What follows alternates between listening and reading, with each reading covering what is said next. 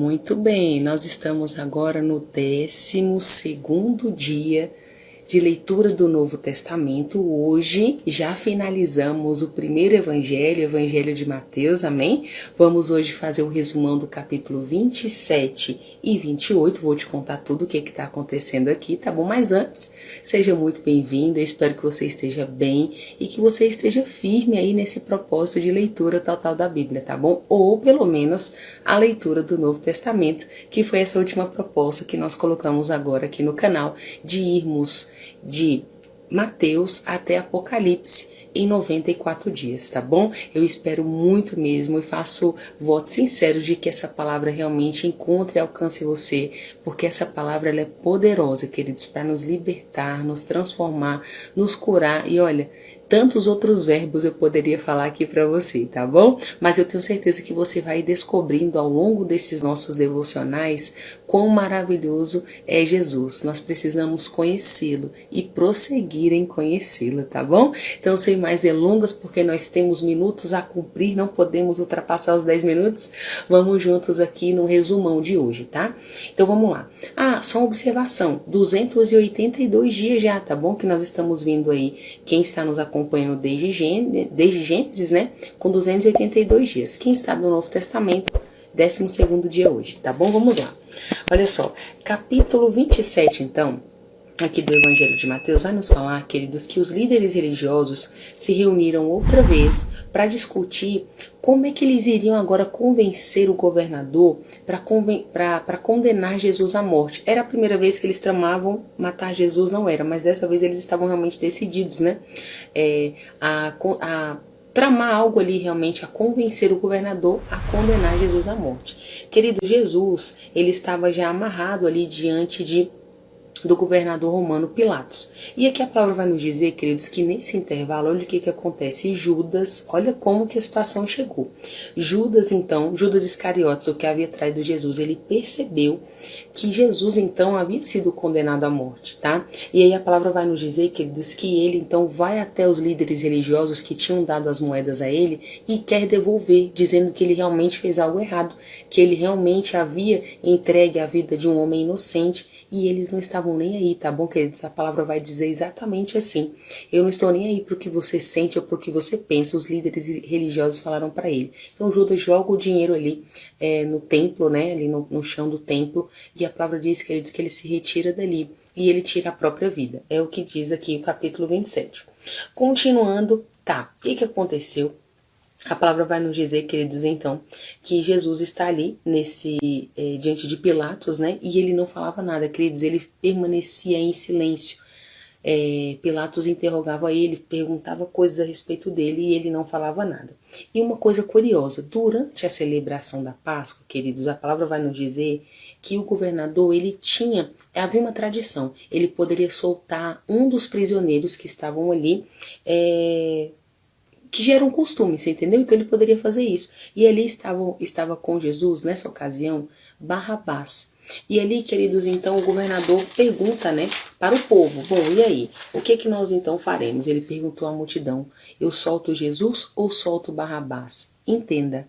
Você lembra que os líderes religiosos estavam tramando algo, lembra? Então eles, queridos, fizeram realmente um plano. Eles convenceram aquela multidão a soltar Barrabás. Então é por isso que a multidão, diante daquela pergunta do governador, gritava, solte Barrabás, queridos. E inclusive a palavra vai dizer que o governador pergunta mais de uma vez. E eles insistiram, solte Barrabás e crucifique Jesus. Porque ele pergunta, então, o que nós vamos fazer com Jesus? Eles dizem, crucifique-o. Então, moral da história aqui, para você entender como é que termina isso.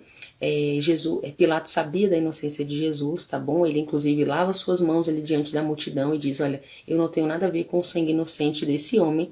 E ali, queridos, então os soldados levam Jesus, só que antes de levar Jesus para ser crucificado, a palavra vai nos dizer, queridos, que Jesus é chicoteado, que eles fizeram uma coroa de espinhos para Jesus, né? Colocaram na cabeça dele, zombaram dele, bateram realmente na cabeça dele com uma vara, é o que a palavra está nos dizendo, expondo realmente Jesus a zombaria, sabe, queridos? Zombaram muito de Jesus e levaram então ele para ser crucificado, tá? Uma outra coisa muito interessante que você precisa saber, quando Jesus foi crucificado, colocaram acima dele uma placa, né, onde estava escrito: "Este é Jesus, o Rei dos Judeus". Também era mais uma vez zombando deles, tá? Zombando dele, tá, queridos? Tá. Então, como foi o desfecho aqui do capítulo 27? Então, Jesus é crucificado com mais dois assaltantes, um à direita e um à sua esquerda. Queridos, todos que passavam ali dirigiam a Jesus palavras de ofensa, sabe? Inclusive os próprios assaltantes que estavam ao lado dele, né? E uma das coisas que falavam é: você não é o Cristo, você não é o Filho de Deus, então desce daí, salva-te a ti mesmo, né? Era uma das coisas que falavam para ele. Enfim, a terra ficou escura durante 3 horas, a palavra vai nos dizer nessa tarde. Jesus então clamou: Deus meu, por que me desamparaste? Por que me abandonaste?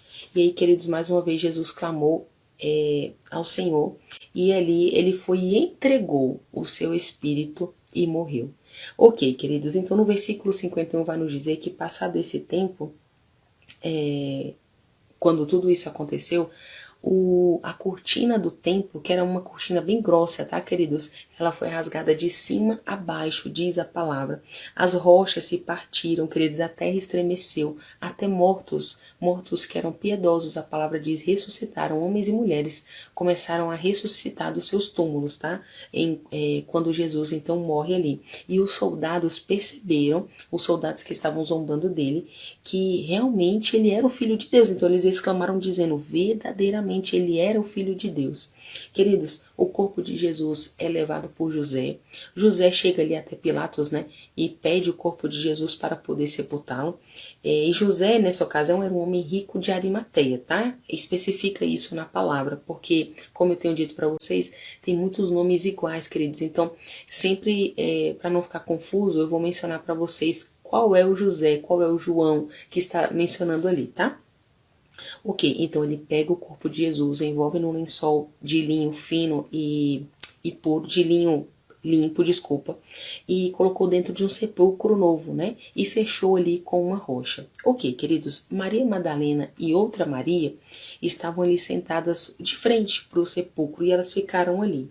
No dia seguinte, lembra dos sacerdotes, dos líderes? Eles foram procurar Pilatos, para Pilatos colocar ali guardas para guardar o túmulo, para não ter risco. Eles, olha o que eles já estavam premeditando: é melhor a gente falar com Pilatos para colocar guardas lá, porque senão daqui a pouco os próprios discípulos vão lá, vão roubar o corpo dele e vão dizer que ele ressuscitou. Então olha que nível chegou, né, a premeditação desses homens malvados. E resumindo, Pilatos então libera para poder ficar ali realmente vigiando o túmulo em todo o tempo. Ok, então assim terminou o capítulo 27. Capítulo 28, para a gente encerrar o nosso devocional e o Evangelho de Mateus. Vai nos dizer, queridos, que Maria Madalena e Maria, então, vão até o túmulo já no domingo, bem cedo, e quando elas estão ali, de repente, queridos, elas veem um grande terremoto e a pedra foi rolada, né? A pedra foi tirada dali por um anjo, e o anjo se senta ali na pedra,